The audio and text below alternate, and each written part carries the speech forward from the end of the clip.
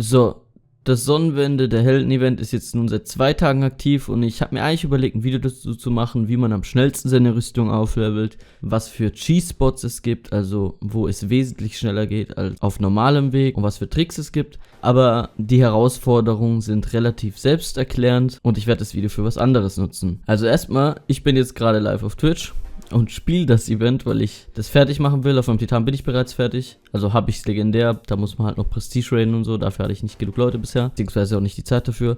Und dann habe ich jetzt meinen Hunter auf Blau gemacht. Und heute steht der noch auf legendär an. Und dann eventuell den Titan Masterworken. Wie dem auch sei, das wird heute im Stream gemacht. Also schaut vorbei. So, also erstmal zu den Elementarsphären. Hierbei gilt Folgendes. Wenn ihr Solarsphären sammeln müsst, dann braucht ihr einen Solarfokus und 2 Solarwaffen, dann ist eure Chance am höchsten, dass Solarsphären kommen. Dasselbe gilt für Akkus. 2 Akkuswaffen und ein Akkusfokus. Und bei Leere ein Leerefokus und 2 leere Waffen.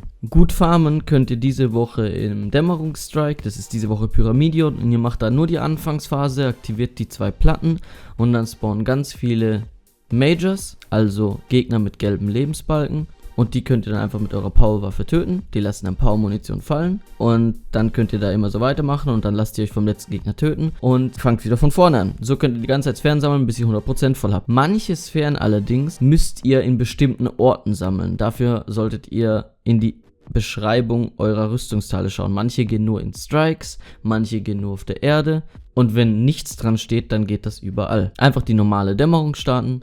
Und die erste Phase von Pyramidion. So sammelt ihr die Sphären, das ist eigentlich am langwierigsten bei den ersten Schritten. Und der Rest, heroische Public-Events und Patrouillenmissionen, selbsterklärend, logisch. Super Kills, falls ihr absolut keinen Bock auf PvP habt oder ihr absolut keine PvP-Menschen seid, dann wartet einfach auf nächste Woche. Nächste Woche ist Mayhem, also Hexenkessel in der Rotation, da hat man alle 5 Sekunden eine Super und dann geht das alles relativ easy. So, und nun zu dem, weswegen ich mein Video eigentlich nutzen wollte. So, überlegt euch mal. Ihr spielt mittlerweile seit 4 Jahren Destiny. Ihr habt mit Destiny 1 angefangen. Ihr spielt die Story auf eurem ersten Charakter, auf eurem zweiten Charakter, auf eurem dritten Charakter. Und am Anfang von Destiny 1 hatte man noch 3 Charaktere von derselben Sorte, weil man dann viel schneller leveln konnte. So wie Destiny 1 halt damals funktioniert hat. Ich hatte 3 Titanen. Die hast du dann irgendwann gelöscht und dir einen Jäger und einen Warlock gemacht. Und also hast du insgesamt 5-mal die Story durchgespielt. Und du hast halt 3 Jahre Destiny 1 durchgespielt. Du hast die ganze Zeit Public Events gemacht. Und Strikes. Und Dämmerungs-Strikes. Und Story. Und tägliche Story. Und dann kommt Destiny 2. Du bist jetzt gerade in deinem 4. Jahr Destiny.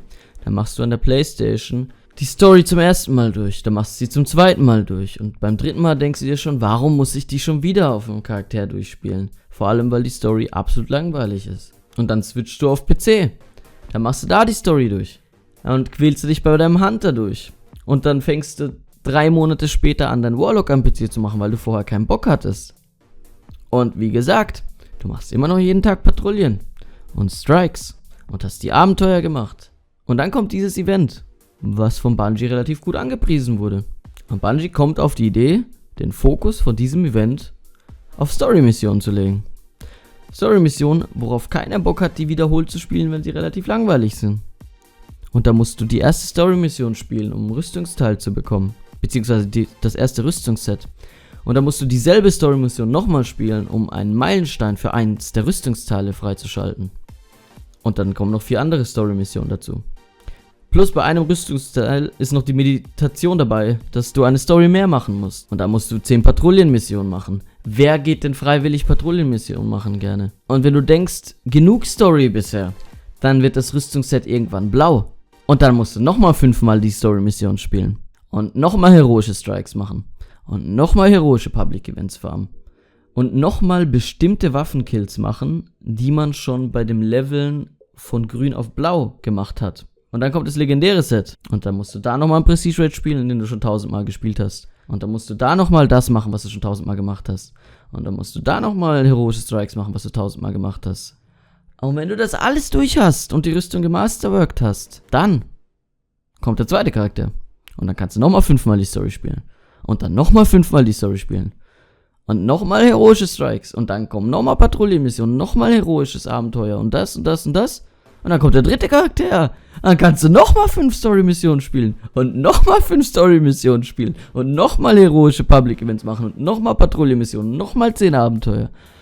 Und im Endeffekt machen wir in dem Event genau dasselbe, was sie schon immer und die ganze Zeit in Destiny machen, nur dass es jetzt Event heißt. Es gibt keine neue Aktivität wie bei Scharlachdoppel, dass man zumindest einen neuen PvP-Modus hat. Es gibt keine neue Aktivität wie damals SRL. Das Einzige, was neu in dem Event ist, ist das Zeug im Universum und das kannst du dir kaufen. Und wenn du das wirklich gesamte Rüstungsset haben willst, dann müsstest du dir dieses Chroma kaufen, was man im Universum für 1000 Glanzstaub bekommt.